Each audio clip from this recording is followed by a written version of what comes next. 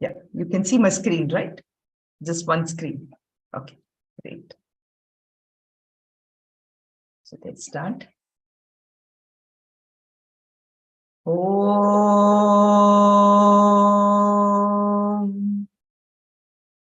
Om.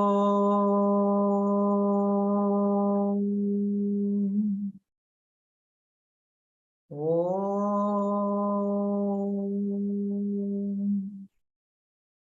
Om Sahana Bhavatu Sahanau Bhunaktu Sahaviryam Karavavahai Tejasvinavadhitamastu ma vidvishavahai.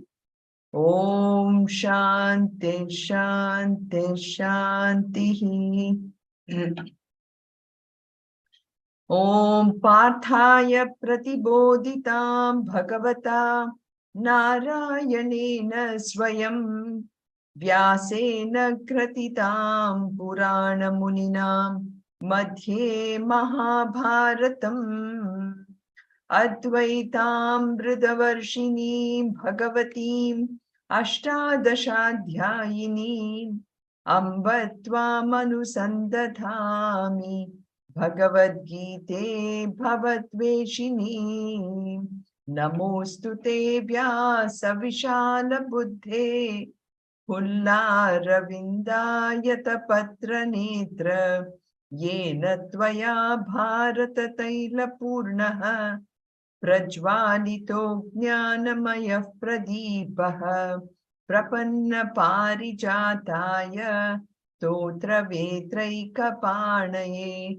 Jnanamudraya Krishnaya Geetam Brutatuhe Namaha Yam Brahma Varunendra Rudra Marutaha Stunvanti Divyaistavaihi Vedai Sangapadakramopanisadaihi Gayanti Yam Samagaha Dhyana Vastita Datkatena Manasa Pashyanti Yam Yoginaha Yasyantam Navidhusura Suraganaha Devaya Tasmai Namaha Devaya Tasmai Namaha Sarvadharman Parityajya Mamekam Sharanam Vraja Aham Tva Sarva Papebhyaha Mokshayishyami Ma Shuchaha.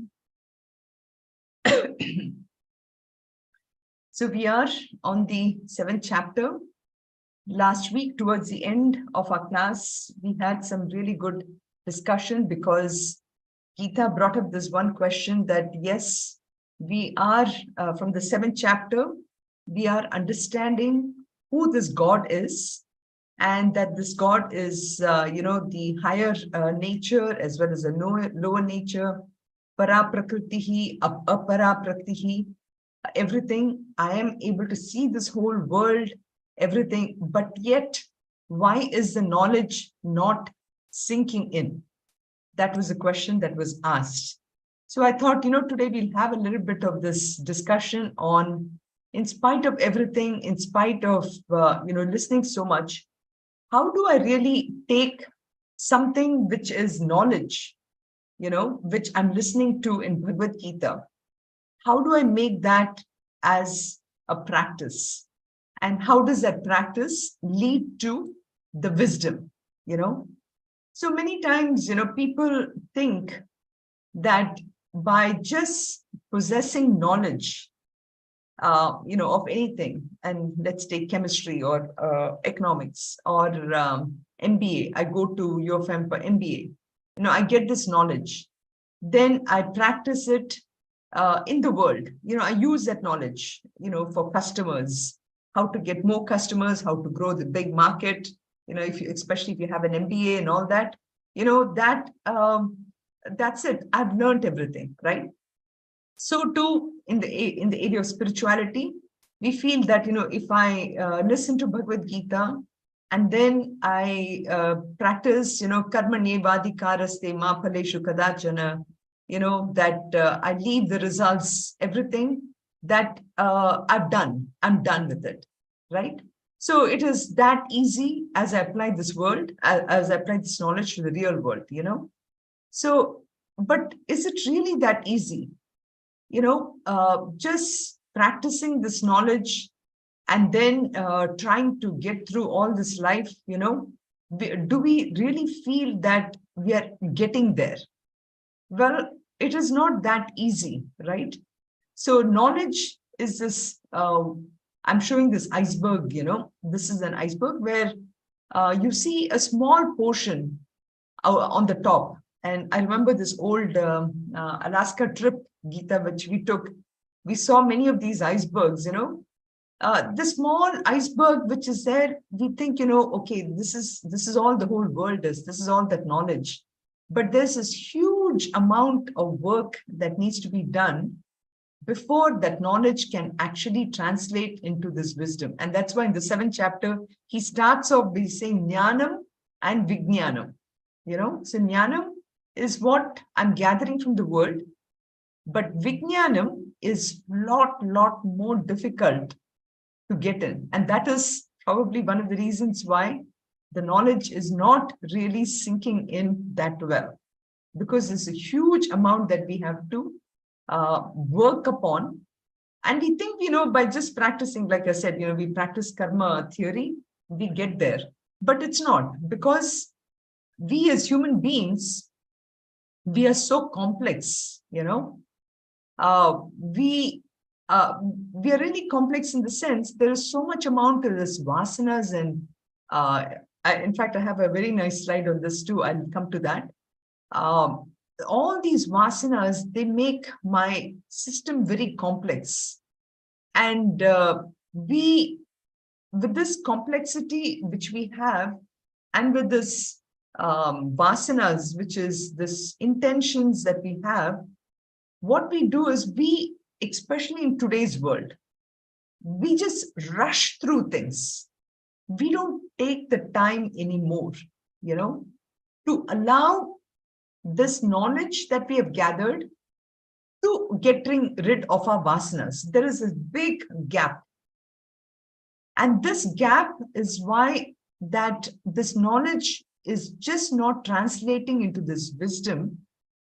And if only I had this wisdom, then I'll be able to see this world as something very different. So even though I am seeing the world with all the people, with all the complexities and everything, but that knowledge, I've not allowed it to take its time. That knowledge takes time to sink in. That knowledge takes a lot of practice. That knowledge takes a lot of reflection in everything. And Madhuri's here, I remember this one quote in that mind chapter, the 4 things: introspection, detection, and then sublimation, ultimately sublimation. Negation and sublimation. Negation and sublimation. See, she remembers. Wow, this is amazing. So that introspection, and then detecting everything, negating it, and then finally leading to sublimation, all this takes so much amount of time. But do we then give up? Do we say, you know what, I've listened to enough of Bhagavad Gita, I haven't progressed much, so I think it's a waste of time, I shouldn't be spending time here?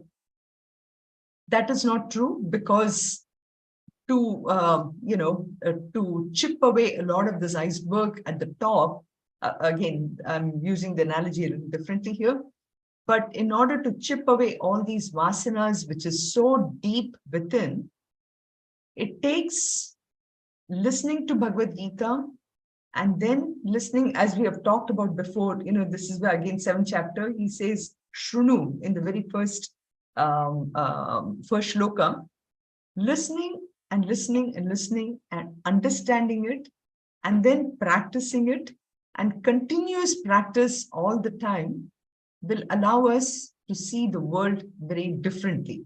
The same world, nothing is different, but the world itself will change, will change for us right in front of our eyes. That same world will look very differently, So this is why in starting with the 7th chapter, he says Jnanam is actually understanding the knowledge of the world of names and forms.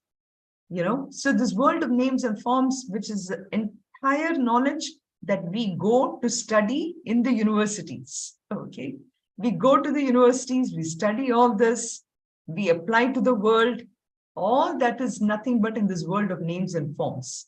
And that one is knowledge. And so too, even now, we are we're learning a lot of things, even in Bhagavad Gita. That is also knowledge. Okay, that is also knowledge. But in and through that knowledge, Bhagavan is saying that, the beautiful shlokas that we have seen, this Sutre, Manigana, Iva, all those shlokas, where he's saying that, in me, all these world and forms and names exist. There is actually in this world, there is nothing. There is only me. That's it. In me, all these forms are there. Okay. Just like, for example, he gave this shloka, Rasoham Apsu Kaunteya, shloka where he says, I am the taste, or I'm the taste in the water. So he's saying, I'm that essence of that water. So every time, so this is again, I'm bringing Gita's question here. Why is the knowledge not sinking in? That was a question that was asked, which is, today when I drink water, as I said before, I think I said this last time also, when I drink water, I'm thirsty, I just drink the water, I keep the glass and I'm done. But what he's saying, what Krishna is saying is, take that water, understand what is it that gave the water that ability to quench my thirst. Okay, what is it in that essence? So that is what I am. Okay, I am that because of which that water got the ability to quench my thirst, and therefore that is who I am. I am that essence of water. Okay, so then the next thing he says that Prabhasmi Shashi Surya Yogo. That was the other phrase that was used. So I am that light in the moon and sun. So I'm that because of which you're able to see the light. So that part of it is now converted into that same essence is the light. So next time when I see the sun, okay, I shouldn't be thinking, oh my God, it's hot or it's so bright. Okay. Guruji just gives a joke here, in one of his things about how, why was the school teacher wearing dark glasses? This is just a joke. I'm just breaking it up a little bit. He was wearing glasses because his students were so bright. Okay.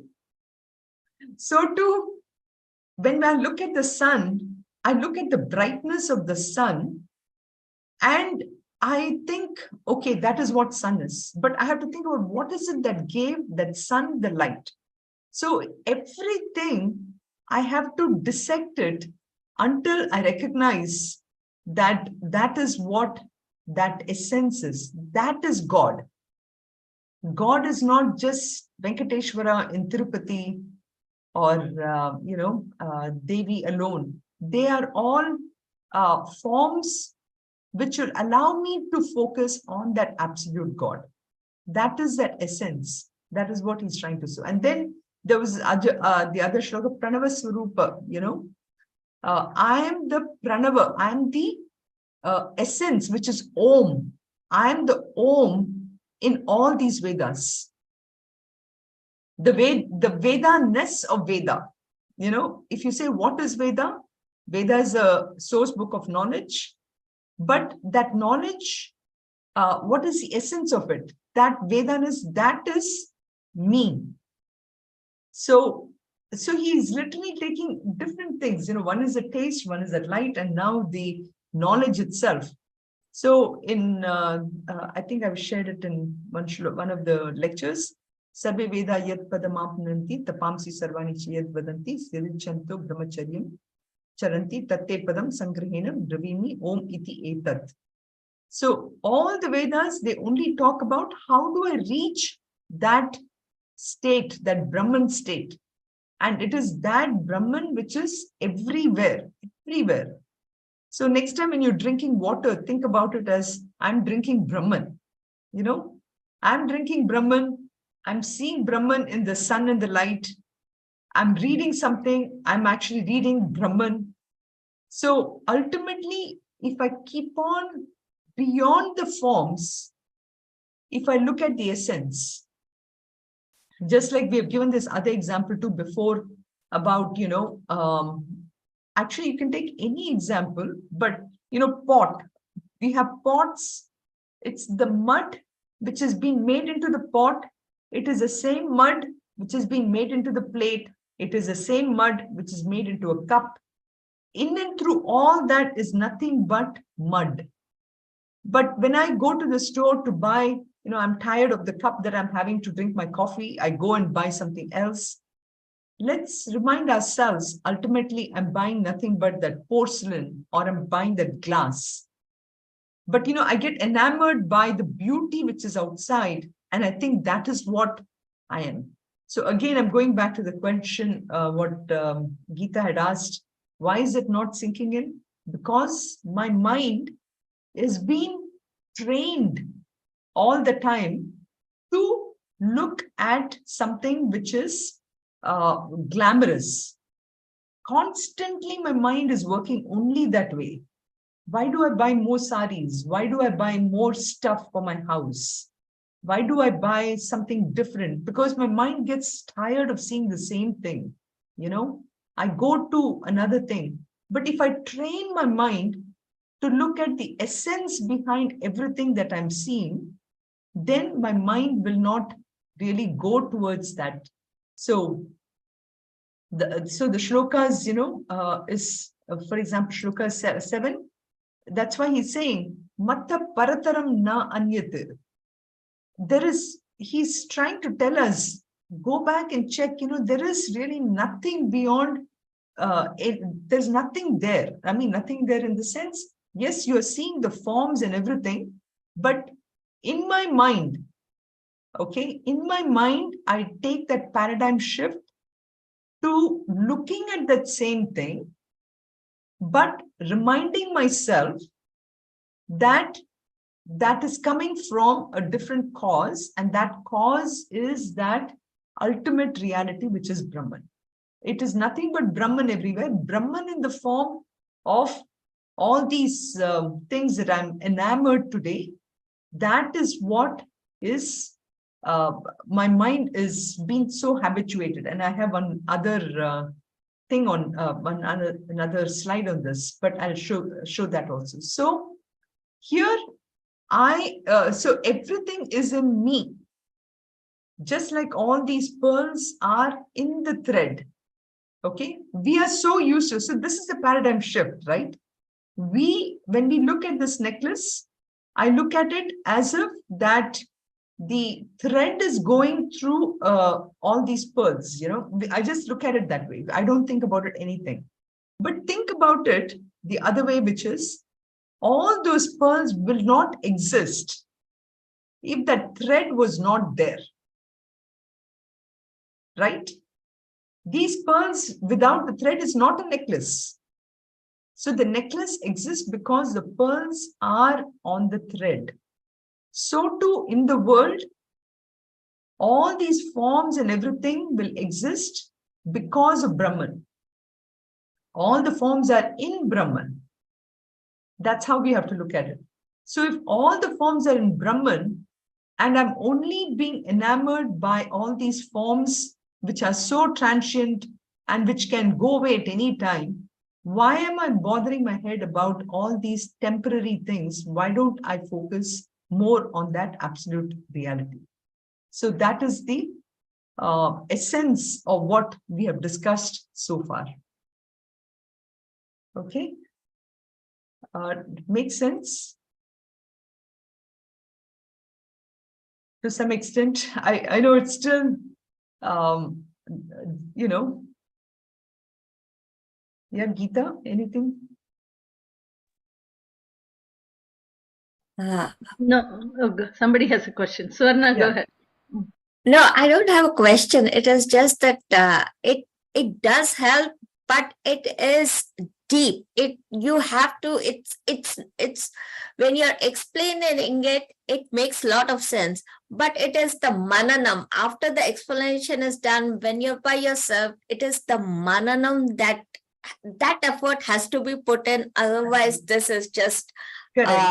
It's at the BMI level. It's not sinking in. That is the problem. That is where we are stuck at. But that example of the pearls is something that is so simple. Without the thread or without that gold that binds that pearls into a necklace or a chain or something, there's nothing. But at the same time, we look at the pearls individually. Oh, what kind of a gold should we put? Should it be white or should it be yellow gold or should it be something else? We are looking at it in that way, but not in the way that all of this has been the essence behind all of it is one. The person selling it to you and the person buying me, we are one. That part is a little difficult to understand or not understand. It is accept, more like accept. But maybe, yeah, so one exercise which we can do for ourselves, again, it is part of Mananam, but it is Mananam on the outside. Like in Dribdarsha Vivek, one of the meditations is about, looking at the world. It's Bahiranga Sadhana, which is, and it is a meditation, which is identify yours every day, write down 5 things where you can focus on it and say, this is not it, it is something else. Like simple, there is this wire hanging in front of me, which is connected to my computer. I look at the wire and I break it down to its essence. This is not a wire. It is something else. Or you can use the 3 examples that was given in this shloka, which is that Rasohumapsu Kaunteya, that shloka. This is not water, but it is the essence because of which the water is water. Okay, like that. And this second example that was given, when I take any knowledge, when I take the book and I'm reading it, yes, it is telling me the words, all these are given, but behind that, it is nothing but Om. Okay? Everything boils down to Om. That is what, knowledge, it can be any knowledge. That knowledge breaks down to Om, the Pranava mantra. Actually, it's from the Om that you had the Gayatri mantra. From the Gayatri mantra, that A, U, Ma, then, it tells you about how the whole world of forms and names emerged. So, yeah. Well said, Swarna. I was about to say the same thing. We can understand, look at the tree and we immediately appreciate how God has created this. And we look at a bird. Today evening we saw a red colored bird and we said, how beautiful. And immediately we think God has provided that. We can say it, but to take that in mananam is needed anyway. Yeah. But even there, that shift has to happen, Geeta, which is when I look at that bird, that red bird, and I'm saying, God has created that. Mm-hmm. The minute I say God has created, again, I'm putting the sense of, okay, God is somewhere else. God has created this. And again, this is because of our education, sometimes in our schools, God is so great. God has done this. God has done that. There's some poem we have read, right? Which is great when you're young. When you're young, you need those poems because it is telling us to take the focus away from myself to something, a higher power. Later, I should be able to take the same thing and recognize that same power is everywhere.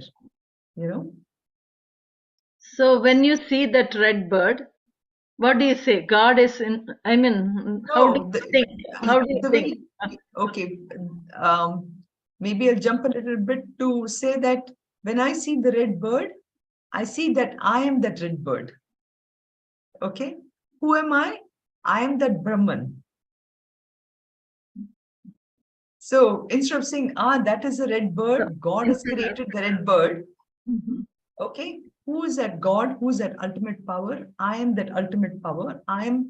Right now, I'm not able to accept it because I feel there is so much amount of negativities within me. How can I be that God? God is supposed to be that pure, taint, absolutely without any taint, uh, uh, absolutely pure God, but here I am. So that part of it is actually what we call as avidya, avidya or ignorance. That ignorance part of it manifests itself in thinking that I'm all this thing. So ultimately, everything is God. Yeah. So I have this other thing where I want to show about how, okay, knowing all this, how did we really get to be here where we are? If you remember last time I talked about, we have to go back to where we came, and I talked about habit and how we have been so habituated, and it is because of the habit that finally I have become who I am today. Okay. So first it is, if you take the simple example, what we talked about last time with the coffee, and we'll take that later, it always starts with, there is an intention, somebody would have told me that this coffee, Arabica or whatever, is the best coffee or something. And we develop a kind of a desire within us, some kind of wanting to do that. So that is this intention. So first we have this intention to take this coffee. Then what happens? Then I try to act upon it. Okay. I take that, go to, Starbucks or whatever, and get that filter coffee. I'm just saying filter coffee because Starbucks is now owned by a South Indian. I'm sure he's going to introduce filter coffee. So I take that action, and then what happens? Slowly that coffee grows on me and it becomes a practice. I start to slowly do this many, many times, and I become really good at it. Of course, this example is given with something else, but I really become great at it. Then what happens? I develop a consistency. I consistently get up at whatever, 6 a.m. and I drink this coffee regularly. First, then I develop a practice, then I become consistent with it, and then it becomes finally a habit. Okay. Once it becomes a habit, then I don't even have to think anything about it. And I just, that is what I'm a coffee drinking person. Okay. And like this, it is with every single thing of me. So this, we can also, the vasana to finally who I am is basically this whole gamut of operations. In everything I've become, this is who I am. And that is why today, anything that I do is because of this habit. And because of this, I'm not able to see the world as Brahman. I'm seeing the world only as the world of names and forms, which is actually not bad if I recognize that they are the glories or vibhutis of that Brahman, of that Lord, Like every time when I see the sun, I think, wow, this is another beautiful aspect of Brahman. I see somebody walking towards me, I see there's another, look, this is also Brahman in this form. So if I can change that mindset, so why can't we make this intention from today onwards to take one thing and see that, okay, this is not this beautiful sari, but it is, Brahman has created the sari, or not, that sounds a little too this, because Brahman doesn't have any forms or any legs, nothing. So Brahman in the form of Ishvara has created that. Brahman in the form of this is now, look at, any dance you see, think that's Krishna dancing there, or Shiva So dancing. in what way is it different from saying God has created the bird? That red bird I said, Correct. right? Correct. So it's similar. It's similar, right? Yes. What you are saying is similar. Correct. In the sense, when you see the bird, for example, yes, you say that God has created the bird. That is at one level, but you can go even beyond that level. Mm-hmm. In the beginning, when you see the red bird and you just enjoy, this is where the next section Can I comes give in. you an example? Sunitha Yeah, please go ahead. Go ahead. Okay, so in Devaram, I know everybody, most of us will know about it. In Nangam Tirumurai, which was created by Trinavikarasar, he says everything about all parts of the body from head to toe. And I don't want to go in detail all this, but the last one he says, I'll just sing it out. Tedi kandu konde Tirumalodu nan muganu Tedi kandu konde Tirumalodu nan muganu Tedi tedona devane ennulle Tedi kandu konde Tedi tedona devane ennulle Tedi kandu konde. It means I'm looking everywhere for the God, but finally I realize it is with me, inside me. So this is a best example of what you said right now. I think so. Mm-hmm. Do you Very agree? nice. Thank you for sharing. So you see, ultimately, all the literature, Devarams, yes, everywhere, everyone ultimately leads to only that knowledge, which is, I was searching and searching this. I'm trying to translate this, and correct me if I'm not doing it right, Meena. I'm searching and searching, right? I'm searching and searching everywhere. Finally, I see in me, right? That's what you said. No, Tedi kandu konde Tirumalodu nan muganum. It means I'm also searching. Thirumal is Narayana and Nanmugan is Brahman. Everybody, they are all searching. And finally, all of us realize that the God is within us. So even the gods were searching. Thirumal, Nanmugan, everybody, Lord Narayana, Lord Brahman, everybody. So with all of them, I was also searching where the God is. And finally, all of us realized that it is within ourselves. Beautiful. Tedi kandu kondeen Tirumalodu nan muganum Tedi tedona devane ennulle Tedi kandu kondeen. That's Nangam Tirumurai, 12th verse.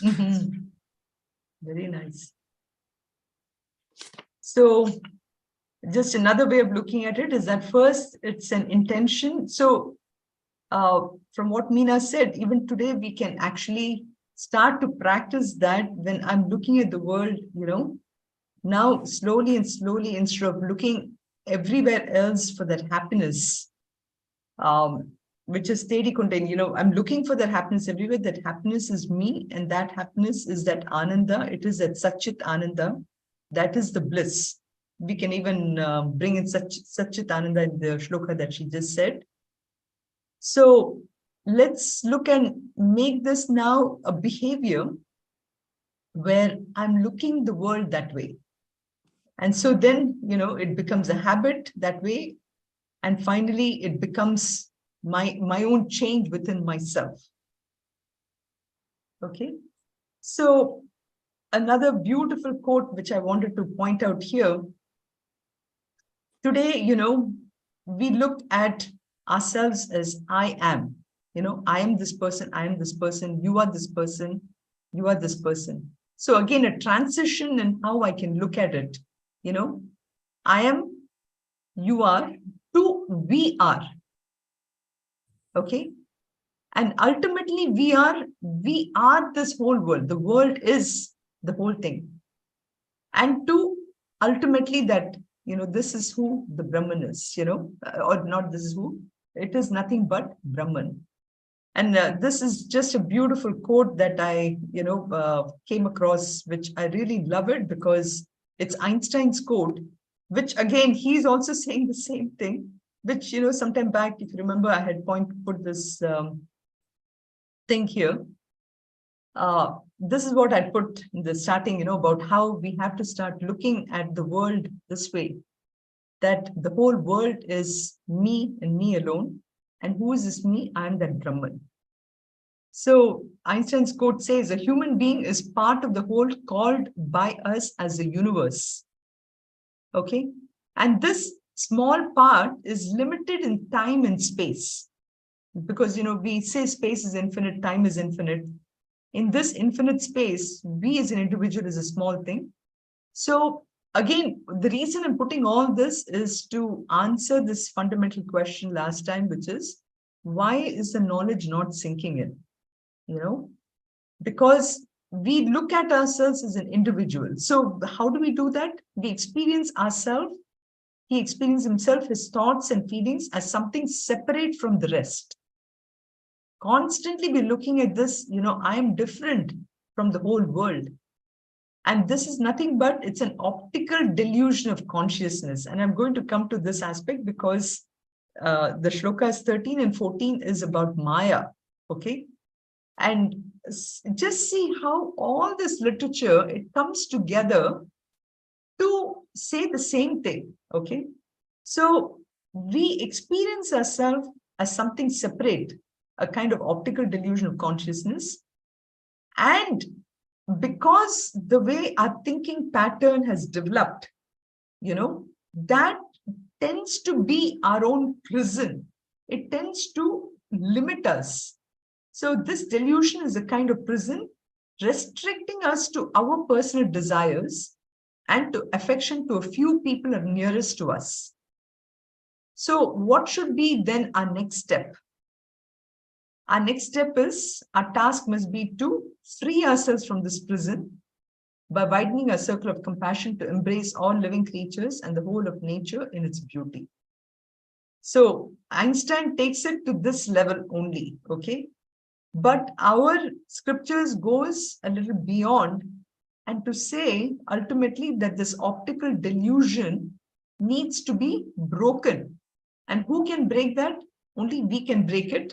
And this is where the shloka, chapter 6, Uddared Atmanatmanam, Atmanam Avasadir.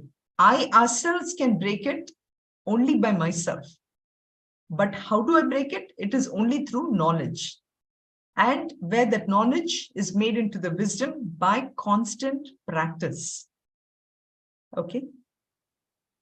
So that's where the neti will come. Neti will so come. the Exactly. by knowledge, we try to understand and learn about the things separately. Correct. As you said, like here, then we have to undo everything. Yes. And clear like a innocent babies. Correct. Just Correct. Live in the present kind of a thing. Just forget about, because we are like, so much like push ourselves to remember the past, right? To memorize things and all those things. And then we have to undo all those things to be in the present, to realize that Brahman.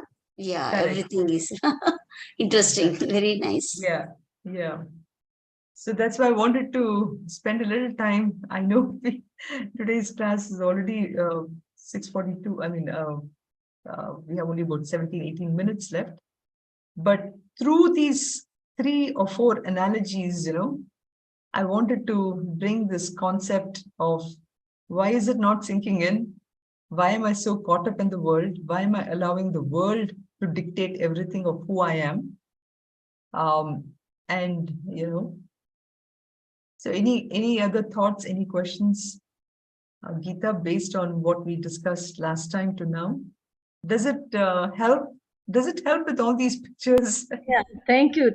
And we could understand, but to bring it to our, maybe mananam is important for us to grow up.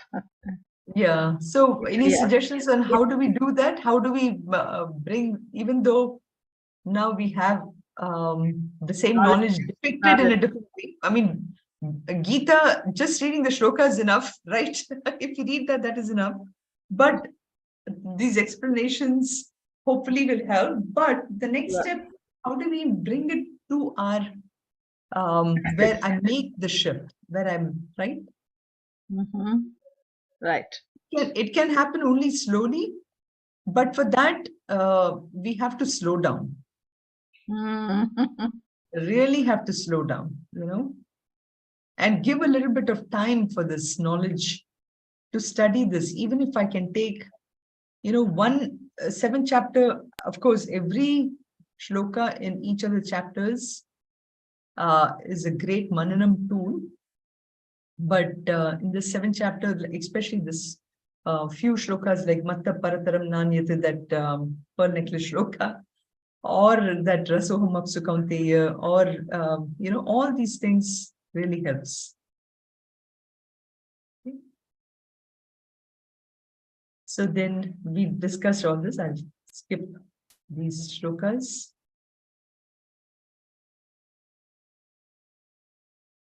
By now you know this. So that's what I meant by this attitudinal change that needs to be done. And then, and then these shlokas, Bijam Mam Sarva Bhutanam, he goes even further to show that he is the cause, It is only from that Brahman all these things have emerged. So, and then this Buddhi Matam Asmi, I am that intelligence also. I am not only am I the, so when that pot example, in order to make the pot, you need the mud, correct? And then you also need the pot maker. The pot maker is the one who has the intelligence to make the pot. So what Krishna is saying that, I am that ultimate cause, I am that mud which you want, but I'm also that intelligence to create the pot. That is also from me only. So ultimately, if you look at it, that's why this Matta Parataram Nanyate, there is nobody else other than me. That's what he's trying to show here. And then again here, this is where he's saying, okay, now you're looking at intelligence. What about strength? Who has the strength? He's saying, I am that strength. Okay, who gave me that ability to desire those things, desired things? I am that too. So that's a Kamaha Asmi Bharatarshava. I am that also, And then here he talks about all the gunas, the sattvic, sattva, rajas, tamas, yecheva sattvika bhavaha, rajasa tamasaschaye, matta eve tan vidhi na tu aham teshu temai. So even that, all these gunas, all that aspect is coming from me alone. So that is what he's saying here. But then what is the implication of this thing is that he's trying to say that every object, every person in this whole universe, is nothing but at the end of the day, just a permutation combination of these sattva, rajas and tamas. Ultimately, it's only that. So all the tamas is the one which is the inert stuff, like even our physical body, all that, all the rocks, mountains, everything which is made of this chemicals part of it, all that is nothing but tamas. And then rajas is the part where there's movement, all the pranas, the air, all these are rajasic. And then you have the mind and the intellect, all that is made of sattva. So all these things is what is this one. And he says, all that is from me, but I'm not in them. I'm not, natu aham teshu teme. Now we come to that optical delusion of consciousness. If you remember that quote by Albert Einstein, why did we get to being where we are? Okay. If I knew I'm Brahman, why didn't I just stay that way?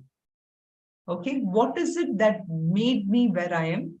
That is the part, and which is again the Sattva Rajas Tamas. Sattva Rajas Tamas, that's all part of Maya. So that is what he's coming to in Shloka number 13, where he's trying to show that how this, ultimately this entire world is made of this building blocks of the Sattva Rajas Tamas.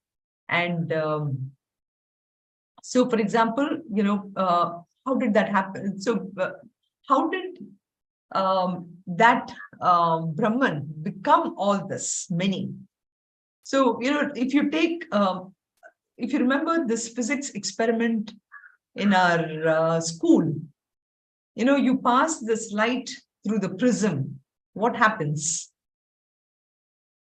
It just gets broken into that 7 colors, right?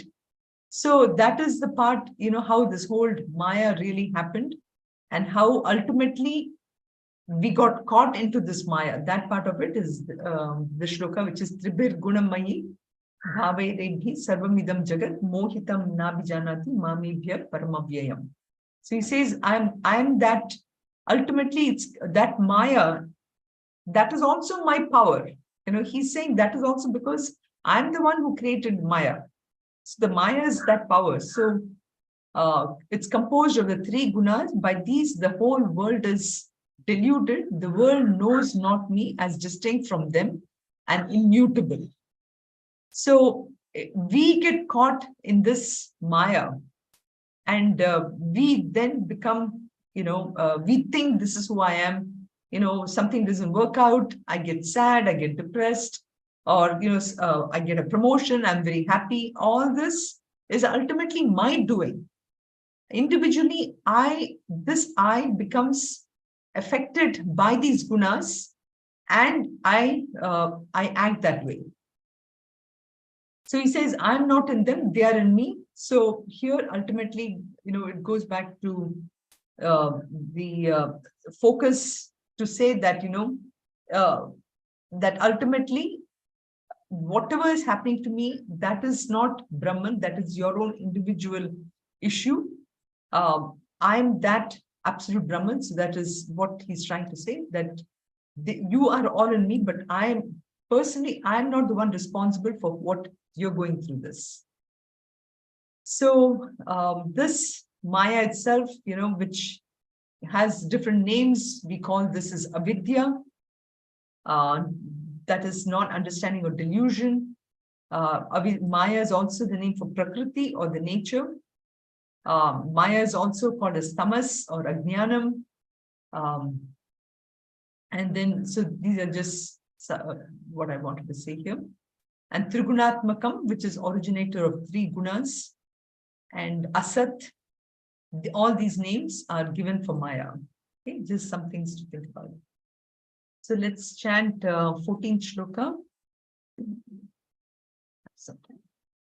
Devi Hesha Gunamayi, Devi Hesha Gunamayi, Mama Maya Duratyaya, Mama Maya Duratyaya, Mame Vaye Prapatyante, Mame Vaye Prapatyante, Maya Metam Tarantite, Maya Metam Tarantite. So he says, Daivi Hi Esha Gunamayi. So divine and made of gunas, this illusion of mind. So why is it divine? Because ultimately it is the creative power of Brahman. So that's why it is divine. And it is made of gunas. So again, this is probably, this shloka is the shloka which, whenever if you want to know what Maya is, you come to this shloka, because that's what it's trying to say. And it is made of the 3 gunas, the Sattva, Rajas, Tamas. And it is an illusory power. It doesn't really exist, but doesn't exist in the sense of the highest reality, from the point of highest reality. Okay. So that is this is an illusion. It is indeed very difficult to cross over. Again, Gita's question, why is everything not sinking in for us? Why am I not able to see the whole world as Brahman? Why am I deluded by all the beautiful, glamorous objects and everything? It is because of this Maya, Mama Maya Duratyaya. Very, very difficult to cross it. Then, but he says, there is a way. How can you do that? Mam eva ye prapadyanti. Those who take refuge in me alone, they come to cross over this delusion. So ultimately, that can happen only when we think about that. Who is this whole world? Even when Gita used an example of, look at that red bird, God has created it. When I say that, ultimately in Dvaita Matam, you are looking at God as somebody who is away from you, somebody who's a very powerful power to whom you're surrendering to, which is fantastic, which is where it all starts with, right? So then I get to the state where I look at that part of, where I said I'm part of the whole, which is Visishta Dvaita. And then finally, ultimately, where I recognize that there is actually nothing, because it is only the delusory power which has made me think that there is something there. I have to go even beyond that. So that is that's what he's saying. Those who take refuge in me alone come to cross over this illusion of Maya. So all these steps are there before which I can ultimately reach that place. So very, very important shloka of really giving this definition of Maya here. So up till here, now we can understand, what is this world? So far, taking up to 14 shlokas, we saw starting from the beginning how Krishna is telling Arjuna, there is one thing is knowledge and the other one is wisdom. But how do I convert the knowledge into wisdom? I need to give you some more information. And that's where he starts to talk about the fact that, you think you are this individual. I've given you all these techniques up to chapter 6 to purify yourself and everything. But recognize that you are actually beyond that. You're part of me. And who is this me? I'm this lower nature, the lower Prakriti and the higher Prakriti, all that he gave. Then he told us about how to look for me in the world. And he gave all these vibhutis. Then he talked about the essence. Then he said he's the cause. Not only is he the cause, he's also the intelligence. And then having said all this, then he talked about this aspect of why it is so difficult to see me because of this power of Maya. So all this is spoken in shlokas 1 to 14. Now he's coming to the 4 types of devotees. Who are the 4 kinds of people who actually look up to him? So I'm good. I just came across this thing here. In general, why is this important for us to know? Why is it important for us to know that there are 4 kinds of people who look up to him? Before that, today, if you look at the world, what are the 4 kinds of human beings? This is just very simple, nothing to do with Bhagavad Gita, but I came across this and I thought it was interesting and I thought I'd share this. So we know, a human being is a person, a person who knows and knows that he knows. So this is, this kind of person is a scholar. So the scholar, so he takes, this is a scholar, so take and patiently learn from such a person. Okay. The second type of person is a person who knows, but does not know that he knows. Okay. So this one is forgotten. So you have to quietly remind this person. Okay. The third type of person is a person who does not know and knows that he does not know. So such a person is a student. Okay. So we have to teach him continuously because someday this person will become a great scholar. So lastly, a person who does not know and does not know that he does not know and isn't even interested in knowing. So 4 kinds of people in the world, okay, out of which only one of them really is very important. This is the scholarly kind of person. Of course, the third is also actually all 1 to 3 is important. So what would you call the 4th kind of person? No, you can add one more, Sunitha. A man who does not know, but he knows, he thinks that he knows everything. Yes. We should add one more. That is right. That is right. So we will be learning more about the 4 beautiful, it's another beautiful shloka about the 4 kinds of devotees, and you'll see a lot of parallels to in our own lives about such people. And so we'll come to that next week, which is this. This is a shloka somewhat related, where he says, and we'll of course chant it next week because it goes well, but at the same time, maybe, why not chant this now? Because we can start with a very positive note next week with the 4 kinds of devotees. Namam dushkritino mudhaha. Namam dushkritino mudhaha. Prapadyante naradhamaha. Prapadyante naradhamaha. Mayaya pakrita jnanaha. Mayaya pakrita jnanaha. Asuram bhavamashritaha. Asuram bhavamashritaha. So he says, Namam dushkritino mudaha. So the evildoers, the deluded, and the lowest of men do not seek me. So it ties well with what Gita said, the 5th type of people, which is people who think that they know everything. That is one kind. But it also, other class of people can be included in that class, which is people who are constantly doing harm in the society.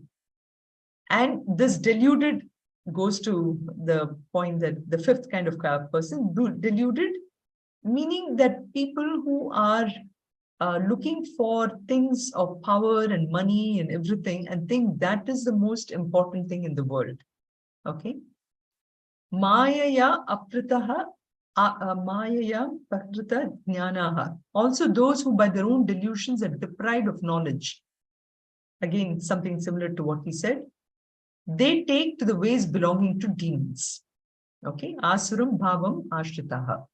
So this is the kind of people who are not looking for Krishna.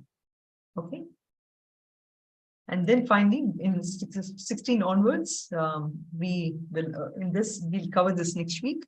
Chaturvidha bhajante mam jana sukrita norjuna. Artho jignasu surtati jnani chavartashabasa. Artaha jignasu arthati and jnani. These are the 4 kind of people that we will discuss next week. Sarve bhavantu sukhinah, sarve santu niramayaha, sarve bhadrani pashyantu, ma kasyat dukkha bhag bhavet. Om shanti shanti shanti. Om purnamadav purnamidam purnat purnamudachyate. Purnasya purnamadaya purnameva vashishyate. Om shanti shanti shanti. Harihi Om Shri Gurubhyo Namaha. Harihi Om.